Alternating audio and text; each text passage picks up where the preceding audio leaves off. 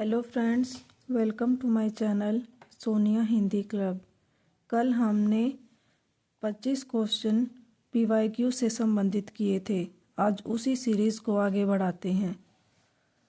Next question है, रामचंद्र शुक्ल का हिंदी साहित्य का इतिहास पहले किस ग्रंथ की भूमिका के रूप में छपा था? ऑप्शन: हिंदी शब्द सागर, हिंदी साहित्य कोश, हिंदी साहित्य सागर, हिंदी साहित्य सागर। आंसर है हिंदी शब्द सागर। आचार्य रामचंद्र शुक्ल का हिंदी साहित्य का इतिहास पहले हिंदी शब्द सागर की भूमिका के रूप में 1929 में प्रकाशित हुआ। हिंदी साहित्य के अब तक लिखे गए इतिहासों में आचार्य रामचंद्र शुक्ल द्वारा लिखे गए हिंदी साहित्य का इतिहास को सबसे प्रामाणिक तथा व्यवस्थित इतिहास माना जाता है। प्रमुख ग्रंथ हैं तज़किरा-ए-शुअरा हिंदी 1848 ईस्वी, लेखक हैं मौलवी करीमुद्दीन। आगे भाषा काव्य संग्रह 1873 ईस्वी, महेश दत्त शुक्ल, इम्पोर्टेंट है। हिंदी साहित्य की भूमिका, हिंदी साहित्य उद्भव और विकास, हिंदी साहित्य का आदिकाल। तीनों ही रचनाएं हजारी प्रसाद द्विवेदी की हैं और तीनों ही इम्पोर्टेंट भी हैं। इनके सन देख लेते हैं। हिंदी साहित्य की भूमिका 1940 ईस्वी, हिंदी साहित्य उद्भव और विकास 1952 ईस्वी, हिंदी साहित्य का आदिकाल 1952 ईस्वी। आगे हिंदी साहित्य का वैज्ञानिक इतिहास 1965 ईस्वी। मैंने आपको ट्रिक बताई थी, वैज्ञानिक कौन थे? गणपति जी। तो हिंदी साहित्य का वैज्ञानिक इतिहास किसकी रचना है? गणपति चंद्र गुप्त। हिंदी साहित्य और संवेदना का विकास, मैंने आपको ट्रिक बताई थी कि चतुर जो लोग होते हैं वो साहित्य और संवेदना को लेकर चलते हैं। तो इससे हो जाएगा चतुर से चतुर्वेदी। राम स्वरूप चतुर्वेदी इसके लेखक है।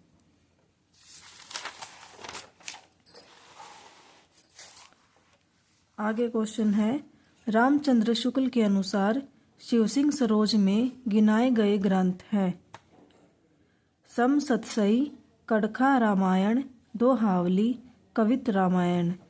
नीचे दिए गए विकल्पों में से सही उत्तर चुनिए। पहला और दूसरा, दूसरा और तीसरा, तीसरा और चौथा, दूसरा और चौथा। आंसर होगा पहला और दूसरा, समसतसई और कड़खा रामायण। रामचंद्र शुक्ल के अनुसार शिवसिंह सरोज में गिनाए गए ग्रंथ रामसतसई तथा कड़खा रामायण है। अब ये सुमेलित कीजिए।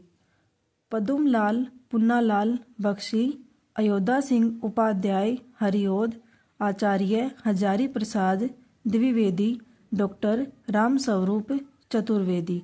सबसे पहले हमने चतुर्वेदी का देखा था। चतुर कौन होते हैं? जो साहित्य को संवेदना के साथ लेके चलते हैं। ऑप्शन देखिए, हिंदी साहित्य की भूमिका, हिंदी साहित्य विमर्श, हिंदी साहित्य और संवेदना का विकास, हिंदी भाषा और उसके साहित्य का विकास।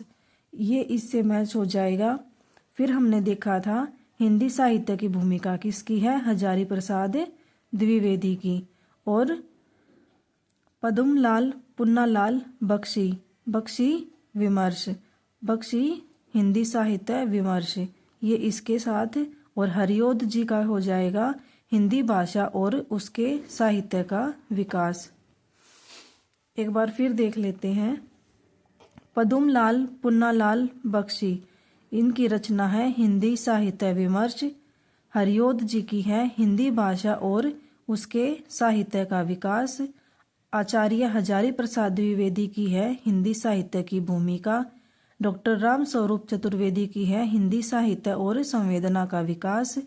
अयोध्या सिंह उपाध्याय हरिओद द्वारा रचित प्रिय प्रवास महत्वपूर्ण रचना है, को विद्वानों द्वारा खड़ी बोली का प्रथम महाकाव्य माना गया है। यहाँ भी ये भी क्वेश्चन आ जाता है, खड़ी बोली का प्रथम महाकाव्य कौन सा है? तो आंसर होगा प्रिय प्रवास। पुनर्नवा तथा अनामदास का पोथा हजारी प्रसाद द्विवेदी के प्रसिद्ध उपन्यास हैं। आगे, हिंदी साहित्य का आदिकाल। हिंदी का एक इतिहास ग्रंथ है।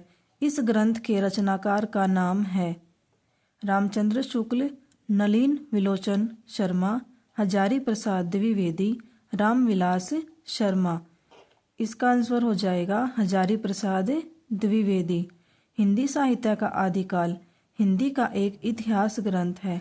इस ग्रंथ के रचनाकार आचार्य हजारी प्रसाद द्विवेदी हैं। इनके द्वारा रचित अन्य ग्रंथ हैं हिंदी साहित्य उद्भव और विकास, हिंदी साहित्य की भूमिका, जबकि आचार्य रामचंद्र शुक्ल ने हिंदी साहित्य का इतिहास 1929 ईस्वी में तथा डॉक्टर नलिन विलोचन शर्मा ने हिंदी साहित्य का इतिहास दर्शन नामक इतिहास ग्रंथ की रचना की।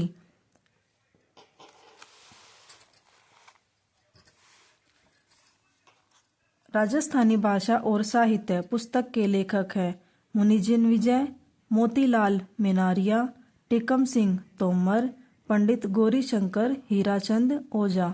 आंसर हो जाएगा मोतीलाल मेनारिया। राजस्थानी भाषा और साहित्य के लेखक डॉक्टर मोतीलाल मेनारिया हैं। इनके द्वारा रचित एक अन्य साहित्य इतिहास ग्रंथ राजस्थानी पिंगल साहित्य भी है, जबकि हिंदी वीर काव्य के लेखक डॉक्टर टीकम सिंह तोमर हैं। तोमर जो होते हैं वो वीर होते हैं। इससे याद हो जाएगा टीकम सिंह तोमर की रचना क्या है, हिंदी वीर काव्य। इनमें से किस साहित्य इतिहास ग्रंथ को किशोरीलाल गुप्त ने हिंदी साहित्य का प्रथम इतिहास नाम से अनुवाद करके प्रकाशित कराया? ये क्वेश्चन पहले भी आया था। ऑप्शन है इस्तवार द ला लिटरेचर एंदोई ए हिंदुस्तानी को, ए स्केच ऑफ हिंदी लिटरेचर को, ए हिस्ट्री ऑफ हिंदी लिटरेचर को, the modern vernacular literature of northern Hindustan को। आंसर हो जाएगा the modern vernacular literature of northern Hindustan. George Grierson द्वारा लिखित इतिहास ग्रंथ the modern vernacular literature of northern Hindustan को किशोरीलाल गुप्त ने हिंदी साहित्य का प्रथम इतिहास नाम से अनुवाद करके प्रकाशित कराया, जबकि गारसा दातासी लिखित इतिहास ग्रंथ इस्तवार द ला लिटरेचर एंदोई ए हिंदुस्तानी को लक्ष्मी सागर वार्ष्णेय ने हिंदुई साहित्य का इतिहास नाम से अनुवाद किया। जॉर्ज ग्रियर्सन की रचना का तो अनुवाद किया किसने? किर्शन ने। और गारसा दातासी का किसने किया? लक्ष्मी सागर वार्ष्णेय ने। किस नाम से? हिंदुई साहित्य का इतिहास। ए स्केच ऑफ हिंदी लिटरेचर ग्रंथ के लेखक पादरी एडविन ग्रिप्स हैं। ए हिस्ट्री ऑफ हिंदी लिटरेचर के लेखक F.E.K. हैं। इसको याद करने की ट्रिक हो जाएगी ए स्केच ऑफ हिंदी लिटरेचर। जो स्केच है वो गरीब लोगों का नहीं बनता, तो ए स्केच ऑफ हिंदी लिटरेचर इसके लेखक हैं पादरी एडविन ग्रिप्स। स्केच ग्रिप्स, ये कीवर्ड्स आप याद कर लेना। आचार्य रामचंद्र शुक्ल ने रीतिकाल का समय माना है 1600 से 1800 विक्रम संवत, 1700 से 1900 विक्रम संवत, 1500 से 1750 विक्रम संवत, 1600 से 1850 विक्रम संवत। आंसर हो जाएगा 1700 से 1900 विक्रम संवत। आचार्य रामचंद्र शुक्ल ने रीतिकाल का समय संवत 1700 से 1900 माना है। आचार्य शुक्ल ने हिंदी साहित्य के इतिहास के 900 वर्षों को निम्न अनुसार 4 भागों में विभाजित किया है। ये क्वेश्चन भी आ जाता है कि उन्होंने कितने सालों को अपने इतिहास में शामिल किया है, तो 900 वर्षों को, तथा प्रत्येक कालखंड का समुचित नामकरण किया है। यदि कोई पूछे कि दोहरा नामकरण किसने किया है, तो शुक्ल ने। जहां उन्होंने आदिकाल को वीरगाथा काल कहा है, साथ ही साथ आदिकाल भी कहा है। ऐसे ही भक्ति काल को भक्ति काल और पूर्व मध्य काल, रीतिकाल को रीतिकाल के साथ उत्तर मध्य काल और आधुनिक काल को आधुनिक काल के साथ गद्य काल कहा है। इनने जो समय विभाजित किया है इन सभी का, वो भी महत्वपूर्ण हो जाता है। आदिकाल का समय है 1050 से 1375 विक्रम संवत। भक्ति काल का है 1375 से 1700 विक्रम संवत। रीति काल का है 1700 से 1900 विक्रम संवत। आधुनिक काल का है 1900 से 1984 विक्रम संवत। निम्नलिखित में से किसने हिंदी साहित्य का इतिहास नहीं लिखा? Doctor Ramkumar Verma, Hazari Prasad Dwivedi, doctor Nagendra, doctor Lakshmi सागर वार्ष्णेय। आंसर हो जाएगा डॉक्टर नगेंद्र। निम्नलिखित में से डॉक्टर नगेंद्र ने हिंदी साहित्य का इतिहास नहीं लिखा, बल्कि ये हिंदी साहित्य का इतिहास ग्रंथ के संपादक हैं, जबकि डॉक्टर रामकुमार वर्मा द्वारा लिखित इतिहास हिंदी साहित्य का आलोचनात्मक इतिहास नामक ग्रंथ है। हजारी प्रसाद द्विवेदी ने 3 इतिहास ग्रंथों की रचना की: हिंदी साहित्य की भूमिका, हिंदी साहित्य उद्भव और विकास, हिंदी साहित्य का आदिकाल। डॉक्टर लक्ष्मी सागर वार्ष्णेय ने हिंदुई साहित्य का इतिहास नामक इतिहास ग्रंथ लिखा। लक्ष्मी सागर ने किसकी रचना का अनुवाद किया था? गारसादा तासी का। ऐसे ही हजारी प्रसाद द्विवेदी हैं जिनके 3 ग्रंथ हैं। उनको कैसे याद हम कर सकते हैं कि पहले तो उन्होंने भूमिका लिखी इतिहास की, उसके बाद जैसे ही भूमिका लिखी तो इतिहास का क्या हुआ? उद्भव और विकास हो गया। विकास होते ही हिंदी साहित्य का क्या आ गया? आदिकाल आ गया। आप अपने तरीके से भी याद कर सकती हैं। किस इतिहास लेखक ने अपने इतिहास ग्रंथ में लगभग 5000 कवियों का विवरण दिया है? मिश्र बंधु, शिव सिंह सेंगर, आचार्य रामचंद्र शुक्ल, जॉर्ज ग्रियर्सन। ऑप्शन आंसर हो जाएगा मिश्र बंधु। दिए गए साहित्यकारों में मिश्र बंधु ने अपने साहित्य इतिहास ग्रंथ में लगभग 5000, एग्जैक्ट पूछे तो 4591 कवियों का विवरण दिया है। मिश्र बंधुओं में GS2 मैंने आपको ट्रिक बताई थी इसकी। मिश्र बंधु के जो ये शामिल हैं उनके नाम याद करने की: गणेश बिहारी, श्याम बिहारी तथा सुखदेव बिहारी। इन्होंने मिश्र बंधु विनोद नामक इतिहास ग्रंथ की रचना की। इसका प्रकाशन 4 भागों में हुआ। प्रथम 3 भागों का प्रकाशन सन 1913 ईस्वी में तथा चतुर्थ भाग का प्रकाशन सन 1934 ईस्वी में हुआ। शिव सिंह सेंगर ने शिव सिंह सरोज 1883 ईस्वी नामक ग्रंथ में 838 कवियों का विवरण दिया है। ग्रियर्सन ने अपने इतिहास ग्रंथ में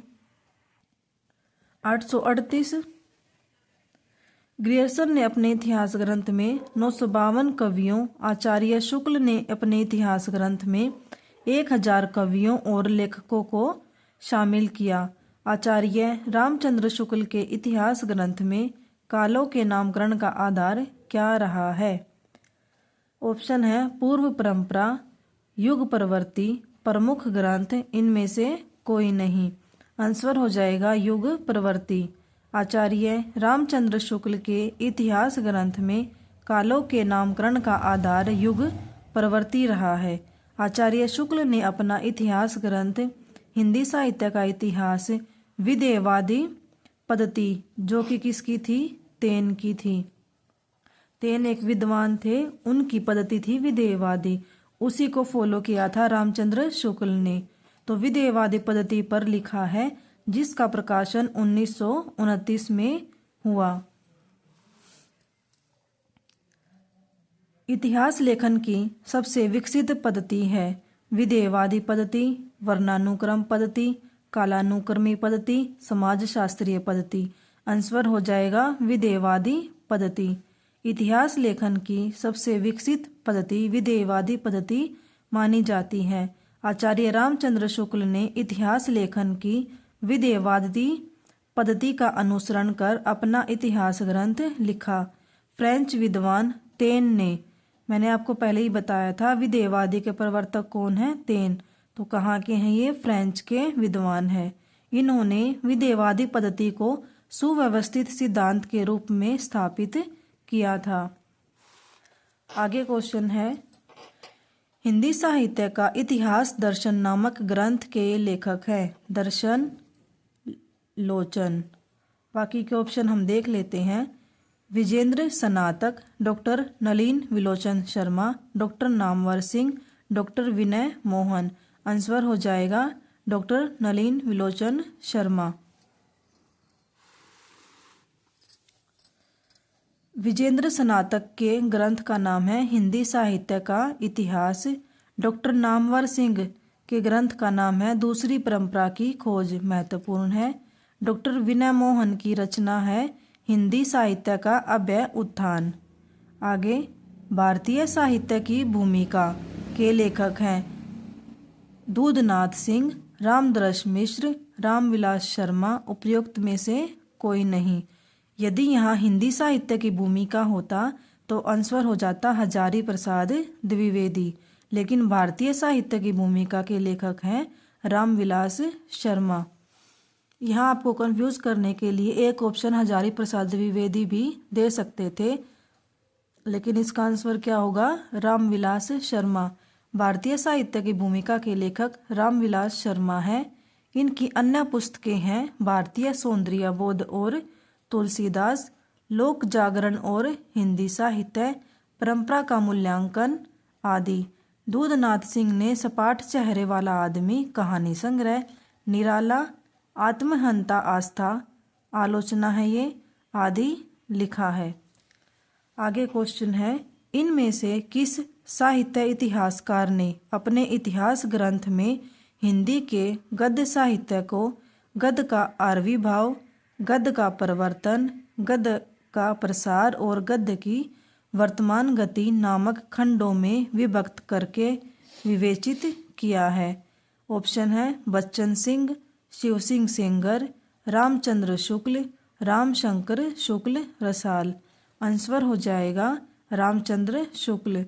रामचंद्र शुक्ल ने अपने इतिहास ग्रंथ में हिंदी के गद्य साहित्य को गद्य का आविर्भाव, गद्य का परिवर्तन, गद्य का प्रसार और गद्य की वर्तमान गति नामक खंडों में विभक्त करके विवेचित किया है। आगे क्वेश्चन है, हिंदी साहित्य के उत्तर मध्यकाल को कला काल नाम देने वाले विद्वान हैं? कला काल, काल रसाल। यह इस तरह से याद हो जाएगा। ऑप्शन है मिश्र बंधु, रमाशंकर शुक्ल रसाल, विश्वनाथ मिश्र, रामचंद्र शुक्ल। आंसर क्या है? रमाशंकर शुक्ल रसाल। हिंदी साहित्य के उत्तर मध्यकाल को कला काल नाम देने वाले विद्वान रमाशंकर शुक्ल रसाल हैं। इस काल को मिश्र बंधु ने क्या कहा था? अलंकृत कहा था। और विश्वनाथ प्रसाद मिश्र ने विश्व का क्या कर दिया था? श्रृंगार कर दिया था। तो विश्वनाथ प्रसाद मिश्र का क्या हो जाएगा? श्रृंगार काल। और मिश्र बंधुओं ने मिलकर क्या किया? उस काल का अलंकृत कर दिया, अर्थात श्रृंगार कर दिया। और रामचंद्र शुक्ल ने रीतिकाल नाम दिया है। The modern vernacular literature of Hindustan के लेखक हैं। ऑप्शन है George A Grierson, Garcin de Tassy, Shiv Singh Sengar, Sukhdev Bihari Mishra. मैंने आपको ट्रिक दी थी कि जो मॉडर्न है वो कौन है? जॉर्ज ग्रियर्सन है। एक मॉडर्न और थे, उनका नाम था इंद्रनाथ मदान। और एक मॉडर्न कौन है? George Grierson. The modern vernacular literature of Hindustan के लेखक जॉर्ज ए ग्रियर्सन है। इस रचना को सच्चे अर्थों में हिंदी साहित्य का पहला इतिहास ग्रंथ माना जाता है। ग्रियर्सन ने अपने ग्रंथ में 952 कवियों को शामिल किया है। डॉक्टर किशोरीलाल गुप्त ने the modern vernacular literature of Hindustan का हिंदी साहित्य का प्रथम इतिहास शीर्षक से हिंदी अनुवाद किया, जिसका प्रकाशन 1957 ईस्वी में हुआ। इसमें 3 बातें हैं। पहली तो है यह रचना किसकी है? जॉर्ज ग्रियर्सन की है। इसमें कितने कवि हैं? 952 कवि हैं। किसने अनुवाद किया है? डॉक्टर किशोरीलाल गुप्त ने अनुवाद किया है। प्रकाशन हुआ था इसका, अनुवाद जो की थी उस रचना का 1957 में। आगे क्वेश्चन है, हिंदी साहित्य के इतिहास लेखन की परंपरा का सूत्रपात किया था? ऑप्शन है Acharya Ramchandra Shukla, Garcin de Tassy, George Grierson, Shiv Singh Sengar. Answer हो जाएगा गारसा दतासी। हिंदी साहित्य के इतिहास लेखन की परंपरा का सूत्रपात गारसा दतासी ने किया था। गारसा दतासी की पुस्तक फ्रेंच भाषा में, ये महत्वपूर्ण है कि इनकी जो पुस्तक है वो कौन सी भाषा में थी, फ्रेंच भाषा में थी। इनकी पुस्तक का नाम इस्तवार द ला लिटरेतुर एंदोई ए हिंदुस्तानी है। यह पुस्तक 2 भागों में विभक्त है। कितने भागों में विभक्त है? 2 भागों में, जिसका प्रकाशन क्रमशः 1839 ईस्वी तथा 1847 ईस्वी में हुआ। द्वितीय संस्करण में यह 3 भागों में विभक्त हो गया, जिसका प्रकाशन 1871 ईस्वी में हुआ। आगे क्वेश्चन है, हिंदी साहित्य के उत्तर मध्यकाल को अलंकृत काल कहने वाले विद्वान इनमें से कौन है? अलंकृत किसने किया था? मिश्र बंधुओं ने किया था। ऑप्शन देख लेते हैं। मिश्र बंधु रामचंद्र शुक्ल, विश्वनाथ प्रसाद मिश्र, नगेंद्र। जो विश्वनाथ है उन्होंने तो किया था श्रृंगार, और मिश्र बंधु है इन्होंने किया था अलंकृत। आंसर हो जाएगा मिश्र बंधु। हिंदी साहित्य के उत्तर मध्यकाल को अलंकृत काल कहने वाले विद्वान मिश्र बंधु हैं। रामचंद्र शुक्ल ने उत्तर मध्यकाल को रीतिकाल तथा विश्वनाथ प्रसाद मिश्र ने श्रृंगार काल कहा है। आगे है, हिंदी साहित्य का आरंभ 693 ईस्वी से मानने वाले इतिहासकार इनमें से कौन है? रामचंद्र शुक्ल, हजारी प्रसाद द्विवेदी, राम कुमार वर्मा, डॉक्टर नगेंद्र। आंसर हो जाएगा राम कुमार वर्मा। ऐसा भी कहते हैं कि जो राम कुमार वर्मा है इन्होंने हिंदी साहित्य का अधूरा इतिहास लिखा था, यानी कि जो हमारा हिंदी साहित्य है आदिकाल, भक्ति काल, रीतिकाल, आधुनिक काल इनमें विभाजित है, तो इन्होंने अपने इतिहास में इन सभी को शामिल नहीं किया था। हिंदी साहित्य का आरंभ 693 ईस्वी से मानने वाले इतिहासकार राम कुमार वर्मा है। राम कुमार वर्मा हिंदी साहित्य की अवधि 693 ईस्वी से 1693 ईस्वी तक मानते हैं, लेकिन जो हमारा आधुनिक काल है वो तो 1900 के बाद तक का है। इसीलिए कहते हैं कि जो राम कुमार वर्मा है इन्होंने आधा ही इतिहास लिखा है, अर्थात संधि काल से लेकर भक्ति काल तक की अवधि को ही लिया है। इन्होंने संधि काल से लेकर भक्ति काल तक ही की अवधि को ही अपने साहित्य में शामिल किया है। आधुनिक काल को इन्होंने शामिल नहीं किया और ना ही रीतिकाल को किया। हिंदी साहित्य का उत्तर मध्यकाल को रीतिकाल किस विद्वान ने कहा है? आचार्य रामचंद्र शुक्ल, मिश्र बंधुओं, पंडित विश्वनाथ प्रसाद मिश्र, शिव सिंह सेंगर। आंसर हो जाएगा आचार्य रामचंद्र शुक्ल। हिंदी साहित्य के उत्तर मध्यकाल को रीतिकाल आचार्य रामचंद्र शुक्ल ने कहा। रीतिकाल को विद्वानों द्वारा दिए गए अन्य नाम इस प्रकार हैं। रमाशंकर शुक्ल रसाल, रसाल काल, तो शुक्ल रसाल ने क्या नाम दिया? कलाकाल। पंडित विश्वनाथ प्रसाद मिश्र श्रृंगार काल, विश्व का क्या किया? श्रृंगार किया। मिश्र बंधुओं ने क्या किया? अलंकृत किया। तीनों याद हो जाएंगे। रमाशंकर शुक्ल रसाल, रसाल काल, तो रसाल का क्या होगा? कलाकाल। पंडित विश्वनाथ प्रसाद मिश्र, विश्व का क्या कर दिया? श्रृंगार कर दिया, तो क्या हो जाएगा? श्रृंगार काल। मिश्र बंधुओं ने क्या किया? अलंकृत कर दिया, तो हो जाएगा अलंकृत काल। वर्ण क्रमानुसार लिखा गया हिंदी साहित्य के इतिहास का प्रथम ग्रंथ निम्नलिखित में से कौन सा है? 252 वैष्णव की वार्ता, इस्तवार द ला लिटरेतुर एंदोई हिंदुस्तानी, 84 वैष्णव की वार्ता, कविमाला। आंसर हो जाएगा इस्तवार द ला लिटरेतुर एंदोई हिंदुस्तानी। किसकी रचना है? गारसा दतासी की। इस्तवार द ला लिटरेतुर एंदोई हिंदुस्तानी वर्ण क्रमानुसार लिखा गया हिंदी साहित्य के इतिहास का प्रथम ग्रंथ है। वर्ण क्रम के अनुसार लिखा गया। फ्रेंच विद्वान गारसा दतासी ने इसे फ्रेंच भाषा में 2 भागों में लिखा है, जिसके दोनों भागों का प्रकाशन क्रमशः 1839 ईस्वी तथा 1847 ईस्वी में हुआ। डॉक्टर लक्ष्मी सागर वार्ष्णेय ने हिंदुई साहित्य का इतिहास नाम से इसका हिंदी में अनुवाद कर 1952 ईस्वी में प्रकाशित कराया। आगे क्वेश्चन है, डॉक्टर गणपति चंद्र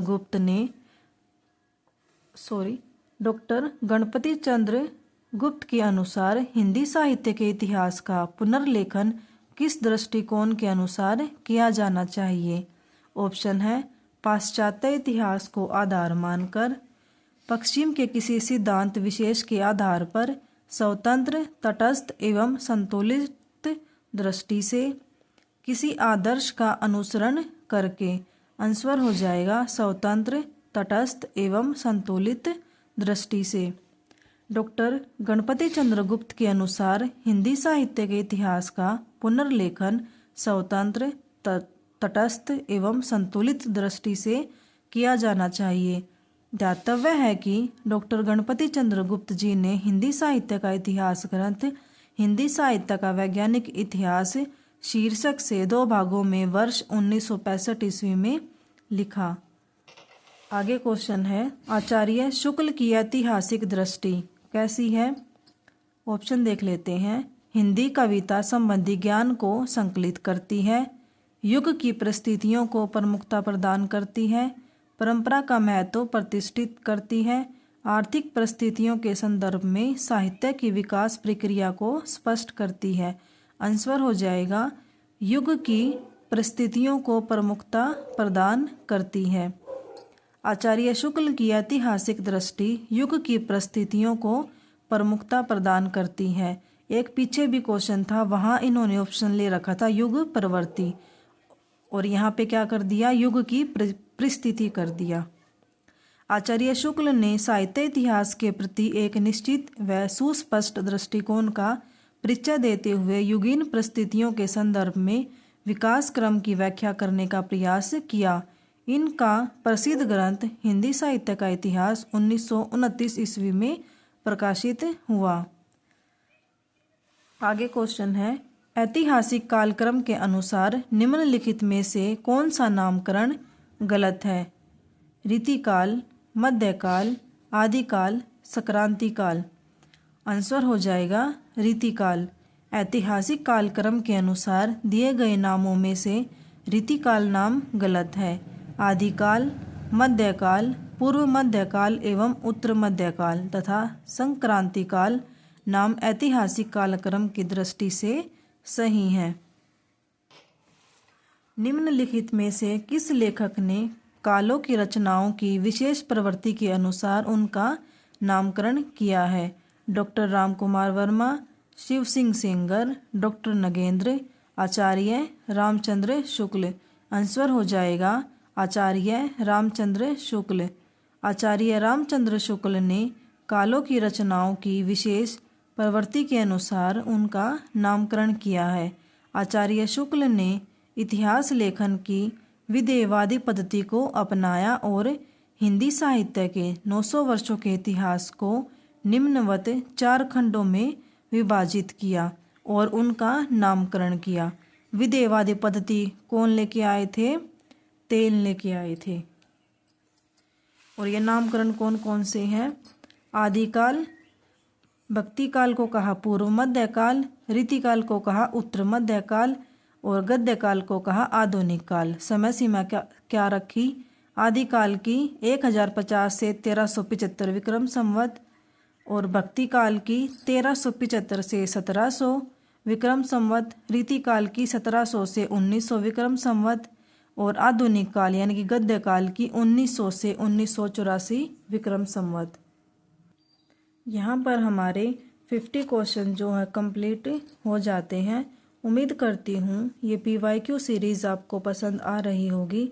यदि कोई समस्या लगती है तो प्लीज़ आप कमेंट करें। Thank you.